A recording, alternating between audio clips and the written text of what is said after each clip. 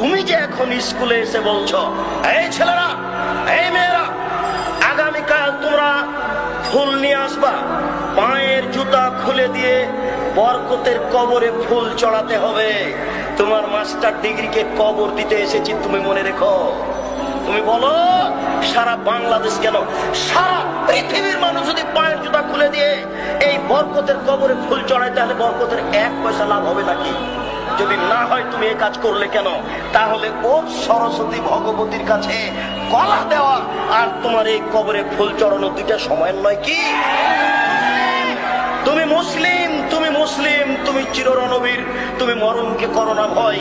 তোমার ইতস্ত বোধ করা দরকার ছিল, তোমার লজ্জা বোধ করা দরকার ছিল, তোমার বিদ্যেকে মূল্যায়ন করা দরকার ছিল। তুমি বেশি না পারলে তুমি ঘুরে দাঁড়াতে, ছি ছি এ কাজ কেউ করে? এ বলে তুমি ঘুরে দাঁড়াও, বাঁচার পথ আছে। তুমি শিক্ষক হয়ে কাজ করো কি করে? সারা পৃথিবীর মানুষ যদি পায়ের জুতা খুলে দিয়ে ফুল চড়াই, বরকতের 1 পয়সা উপকার করতে পারবে না। যদি সেই দিন তুমি বলতে, এই ছেলেরা শোনো, তারা জীবন দিয়েছে, তারা রক্ত দিয়েছে, তোমরা একটু তার জন্য ক্ষমা চাও।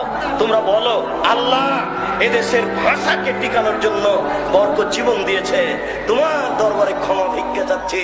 সে মানুষ, বরকত মানুষ, সালাম মানুষ, তার কোনো ভুল ত্রুটি থাকতে পারে। তোমাকে বলছি, দয়া করে তুমি তাকে ক্ষমা করো, দয়া করে তুমি তাকে ক্ষমা করো। এটা একটু বলতে পারেন না?